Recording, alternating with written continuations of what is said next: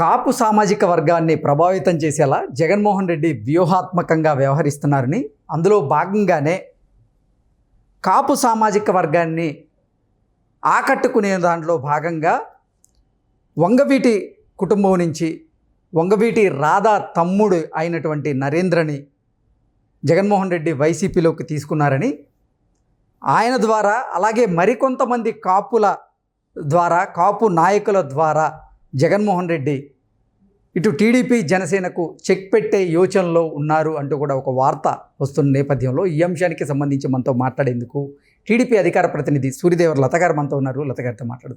లత గారు నమస్తే అండి. నమస్తే. కాపు సామాజిక వర్గాన్ని ప్రభావితం చేసేలా జగన్మోహన్ రెడ్డి వ్యూహాత్మకంగా అడుగులు వేస్తున్నారని, అందులో భాగంగానే వంగవీటి రాధా చిన్నాన్న కొడుకైనటువంటి వంగవీటి నరేంద్రను వైఎస్ఆర్సీపీలోకి జగన్మోహన్ రెడ్డి తీసుకున్నారని, ఆయనతో పాటుగా మరికొంతమంది కాపు నేతలతో టీడీపీ అలాగే జనసేన నాయకులకి చెక్ పెట్టే యోచనలో జగన్మోహన్ రెడ్డి ఉన్నాడు అంటూ కూడా ఒక వార్త ఇప్పుడు సోషల్ మీడియాలో చక్కర్లు కొడుతున్న నేపథ్యంలో ఏంటి మేడం, నరేంద్ర గారితో కానీ లేదంటే కొంతమంది కాపు నేతలతో జగన్మోహన్ రెడ్డి టీడీపీకి చెక్ పెట్టగలడా అంటే ఏం చెప్తారు? ఇక్కడ మనం ఒకటే ఆలోచిద్దాం. నరేంద్ర గారు వంగవీటి రాధా, వీళ్ళిద్దరిలో ఎవరికి జనాలకు బాగా తెలుసు? రాధానే తెలుసు. నరేంద్ర గారు ఎప్పుడు విన్నాం? అంటే నరేంద్ర గారు అంటే మిగతా వాళ్ళందరికీ తెలియకపోయినప్పటికీ కాపుల్లో అయితే తెలిసే అవకాశం అయితే ఉంటుంది కదా. కాపు అంటే ఎక్కడ వరకు అంటే శ్రీకాకుళం నుంచి చిత్తూరు వరకు తెలుసు అంటారా? కుప్పం వరకు తెలుసు అంటారా? ఆ జిల్లా వరకు తెలుసుంటది, అంతవరకే. కాపు అంటే మొత్తం ఏపీ స్టేట్ మొత్తం ఉన్నారు కాపులు. అంటే ఒక స్టేట్ లో ఒక జిల్లా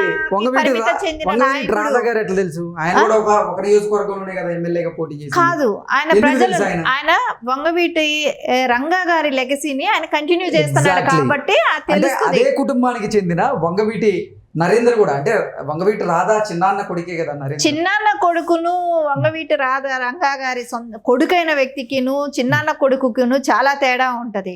సో రాధా గారిని రంగా గారి కొడుకుగా ప్రతి చోటకి కానీ ఆయన్ని ఆహ్వానించటమే కానీ, ఆయన ప్రతి జిల్లాకి కానీ వెళ్ళటమే కానీ, వాళ్ళ సామాజిక వర్గం మీటింగులకి ఆయన ఇన్వైట్ చేయటమే కానీ ప్రతిదీ కూడా జరుగుతుంది. వాళ్ళిద్దరిలో కంపారిజన్ చేసుకున్నప్పుడు ఇప్పుడు జగన్మోహన్ రెడ్డి గారి మోటివ్ ఎట్లా ఉంటది? ఎక్కడ ఉన్నారా వాళ్ళని గొడవలు పెడదామా, ఆ కుటుంబంలో నుంచి విడగొడదామా, వాళ్ళని మనం తీసుకొద్దామా, కాపు మీద ఒక సామాజిక వర్గం మీద ఒక ముద్ర వేద్దాం. ఎందుకంటే వాళ్ళు విడిపోయారు, వాళ్ళు తప్పుడు నిర్ణయం తీసుకున్నారు, టీడీపీతో పొత్తు పట్టుకోబట్టి వాళ్ళకి అక్కడి నుంచి వాళ్ళు బయట వచ్చేసారు అనే ఒక మెసేజ్ ఇవ్వాలని చూస్తున్నాడు. ఎంతసేపటికి ఇట్లాంటి పిచ్చి పిచ్చి ఆలోచనలు చేయటం తప్ప జగన్మోహన్ రెడ్డికి నేను చేసిన అభివృద్ధి ఏంటి, నేను ఏం చేసి నేను ప్రజల్లోకి వెళ్ళాలి, ఏం చెప్పుకొని వెళ్ళాలనే దానికి ఛాన్సులు లేక ప్రతి చోట నుంచి కూడా ఇప్పుడు అదో ఇంకొకటి ముద్రగడ గారు తెలుసా? పవన్ కళ్యాణ్ గారికి ఇమేజ్ ఉందా అని అంటే ఎవరికి ఇమేజ్ ఉంది? పవన్ కళ్యాణ్ కంటే ముందు ముద్రగడకి చాలా ఇమేజ్ ఉంది కదా కాపుల కోసం. ఆయన కాపుల కోసం నేను అదే చెప్తున్నాను. మీరు చేసిన నాయకుడు అది చిన్న పిల్లాడి నుంచి ఇప్పుడు వచ్చిన ఓటర్ 18 సంవత్సరాల ఓటర్ పిల్లాడిని అడిగితే మీకు ముద్రగడ గారు తెలుసా, పవన్ కళ్యాణ్ తెలుసా అని అంటే ఎవరు తెలుసు అంటారో చెప్పండి? పవన్ కళ్యాణ్ తెలుసు అంటారు. ఖచ్చితంగా కంపారిటివ్ చూస్తే ముద్రగడ గారు ఉన్నారు అని అంటే అది ఆ సామాజిక వర్గం కొన్ని జిల్లాల వరకు కొంతవరకే పరిమితం అండి. ప్రతి జిల్లా కాపు సామాజిక వర్గాన్ని ప్రభావితం చేసేలాగే జగన్మోహన్ రెడ్డి వ్యూహాత్మకంగా నిర్ణయాలు తీసుకుంటున్నారు కాబట్టి కాపు సామాజిక వర్గంలో ముద్రగడ అంటే తెలియని వాళ్ళు ఉంటారంటారా? కాపు తెలియచ్చు, కానీ ఇమేజ్ లెవెల్ చూసుకుంటే ఎవరికి ఇమేజ్ ఉంది? పవన్ కళ్యాణ్ గారికే ఇమేజ్ ఉంది. కాదు, కాపుల కోసం ముద్రగడ ఉద్యమం చేశారా లేదంటే పవన్ కళ్యాణ్ ఉద్యమం చేశారా అంటే ఏం చెప్తారు? పవన్ కళ్యాణ్ గారు చేస్తున్నారు కదా, చెయ్యాలనే దానికేగా వచ్చాడు, చెప్తున్నాడు కదా చేస్తాను, నాకు అవకాశం ఇవ్వండి అని అంటున్నాడు కదా, చేస్తాననే అంటున్నాడు కదా. కానీ ఆయన రాజకీయ అవకాశవాది.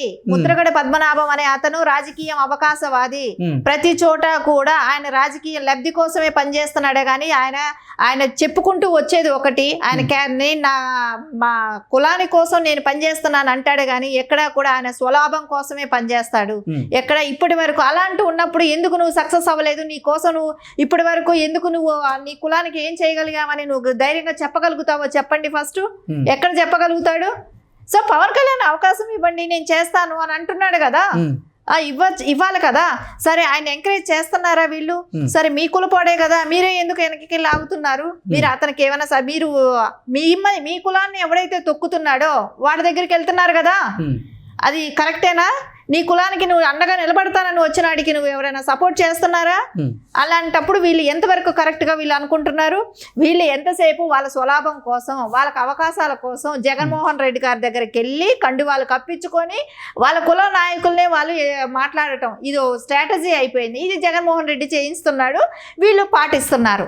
అంతకు మించి వీళ్ళకంటూ ఒక వాల్యూ లేదు. ఒక విజనరీతో వాళ్ళు ఆలోచించి వాళ్ళ కులానికి వాళ్ళు ఏమైనా చేసుకోవాలనే కానీ, కాపులకు మేము ఏదో చేస్తామనేదే కానీ, అన్ని పార్టీల్లో కాపులు ఉన్నారు. వీళ్ళిద్దరే కాపులకి రిప్రజెంట్ ఏం కాదు.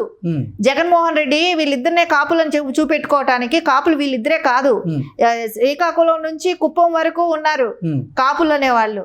వీళ్ళిద్దరిని చూపెట్టి కాపు ఓట్లన్నీ నాకే అనుకుంటే తెలుగుదేశంలో కాపులు లేరా, బీజేపీలో లేరా, జనసేనలో లేరా? ఇదంతా ఒక ట్రాష్. ఏంటంటే ఈయన ఏదో నేను చెప్తే నమ్ముతారు అనుకుంటున్నారు. ఎక్కడ గుడ్డిగా అదేంటి అంటారు కదా, పిల్లి కళ్ళు పూసుకొని పాలు తాగుతుందని అంటే ఎవరు చూడలేదు అనుకుంటారని. ఆ చందాన ఉంది జగన్మోహన్ రెడ్డి గారి వ్యవహారం. సో ఖచ్చితంగా ఇది ప్రజలు ఎవరు నమ్మరు, వాళ్ళని కూడా నమ్మే స్థితిలో లేరు. అంటే అలా కాదు, ఇప్పుడు మీరు చెప్తున్నట్లుగా పవన్ కళ్యాణ్ గారిని కాపులందరూ కూడా రిప్రజెంట్ చేసేలాగా పవన్ కళ్యాణ్ గారు వ్యవహరిస్తున్నారు. సో కాపులందరూ కూడా పవన్ కళ్యాణ్ వారి వైపే ఉన్నారు అంటూ కూడా మీరు చెప్తున్న నేపథ్యంలో అదే అంటే వాళ్ళకి చెక్ పెట్టేందుకే, కాపులని దగ్గర చేసుకునేందుకు జగన్మోహన్ రెడ్డి వ్యూహాత్మకంగా అడుగులు వేస్తున్నారని, అందులో భాగంగానే కాపు నాయకులుగా పేరున్నటువంటి కొంతమంది నాయకుల్ని వైఎస్ఆర్సీపీలోకి ఆహ్వానించేటువంటి ప్రక్రియ కూడా ప్రారంభించారని, అందులో భాగంగానే నరేంద్ర గారిని కూడా, అంటే వంగవీటి నరేంద్ర గారిని కూడా వైసీపీ తీర్థం పుచ్చుకునేలా ఆయన చేశారు అంటూ కూడా కొన్ని వార్తలు వస్తున్న నేపథ్యంలో, వైసీపీ తీర్థం పుచ్చుకున్నారు కాబట్టి నరేంద్ర గారు, అది వైసీపీకి ప్లస్ అయ్యే అవకాశం ఉందా, మైనస్ అయ్యే అవకాశం ఉందా? దీనిలో ఎవరికి ప్లస్ అయ్యేది, ఎవరికి మైనస్ అయ్యేది, కాపులకు నష్టం అయిపోయేది, వీళ్ళందరూ వెళ్ళిపోయినంత మాత్రాన కాపులకి నష్టం అయిపోయేది ఏమీ ఉండదు. ఇక్కడ వీళ్ళు అవకాశాల కోసం వెళ్ళారు అనేది ప్రతి వాళ్ళకి తెలిసిన విషయమే. ఇది మనం దాచిపెడితే దాగేది కూడా. రాజకీయ నాయకులందరూ అవకాశాల కోసమే కదండి రాజకీయం చేస్తుంది. వెళ్తూ ఒక నింద వేసి వెళ్ళటం అనేది కామన్. సో దాని మూలాన ఎవడు దీని గురించి పెద్దగా డిస్కషన్ అయిపోతుంది, దీని గురించి చర్చలు అయిపోతాయి, దీని గురించి మాట్లాడుకుంటారు అందరూ అనేది ఎక్కడ కూడా జరగదు. వెళ్తారు వాళ్ళ అవకాశం కోసం వాళ్ళు వెళ్తారు. సో తర్వాత ఏముంది, ఒక రోజు మాట్లాడతారు, ఒక గంట మాట్లాడతారు, ఒక గంట డిస్కషన్ చేసుకునే టాపిక్ కూడా కాదు ఇది. దీని గురించి ఇంత టైం వేస్ట్ కూడా చేసుకోవాల్సిన అవసరం లేదు. దాని గురించి ఎవరు మాట్లాడరు. వాళ్ళకి అసలు వీళ్ళిద్దరూ వెళ్తేనే కాపు సామాజిక వర్గం అంతా జగన్మోహన్ రెడ్డి వెనకాలే ఉంటుంది అనుకోవటం హాస్యాస్పదం. ఓకే, అంటే కొంతమంది కాపు నేతలతో అయితేనేమి ఇప్పుడు నరేంద్ర గారితో వచ్చే ప్రభావం ఏం లేదు, వాళ్ళ ప్రభావం అసలు టీడీపీ జనసేన మీద పడదు అంటారు, అంతేనా? ఏమీ పడదు, పడే ఆస్కారాలే ఉండవు. ఇప్పుడు ఇదివరకు వెళ్ళిన నాయకుల్ని చూసాము, ఇదివరకు వెళ్ళారు, ఇప్పుడు ఈ ముద్రగడ వెళ్ళారు, తర్వాత ఇతను వెళ్ళాడు. వీళ్ళే నాయకులు అయితే ఎలా అవుతారు? కాపు సామాజిక వర్గానికి వీళ్ళే నాయకులు అయితే కాదు. ఎందుకంటే వీళ్ళని అంతా ఐడెంటిఫై చేసి, అంటే నేను చెప్పేది ఏంటంటే, ఇప్పుడు పవన్ కళ్యాణ్ గారు లాంటి వాళ్ళంటే ఒక 80 ఏళ్ల ముసలాయిన దగ్గర నుంచి 18 ఏళ్ళ ఓటు వచ్చిన వాళ్ళ వరకు కూడా గుర్తించగలిగే ఫిగరు. ముద్రగడ పద్మనాభం గారు ఏమంటే, సో ఒక స్టేజ్ వరకు ఉన్న నాయకుల వరకే ఆయన తెలుసు. తర్వాత ఇప్పుడు యువతరానికి ఆయన అంత పెద్ద తెలియకపోగా ఆయన ఏ రోజు కూడా ఆయన కంటిన్యూగా ఒక పార్టీలో ఉండటమో కానీ అలా ఎక్కడా జరగలేదు. ఆయనకి అవకాశం కోసం ఏ రోజు ఏ పార్టీలో అవకాశం వస్తుందా, ఏ రోజు ఎంత ప్యాకేజీలు అందుతాయో దాన్ని బట్టి వీళ్ళందరూ మారుతూ వచ్చిన వాళ్ళే. కానీ అలాంటి వాళ్ళకి ఎప్పుడు ప్రజల్లో విలువ ఉండదు, దాని గురించి పెద్ద డిస్కషన్ కూడా ఉండదు. సో మర్చిపోతారు. చరిత్రలో వాళ్ళందరూ గొప్పగా నిలబడతారు అనుకోవటం కూడా కష్టమే, ఎందుకంటే ఒక స్టాండ్ లేని నాయకులు వాళ్ళందరూ. ఓకే అండి, థ్యాంక్ యూ.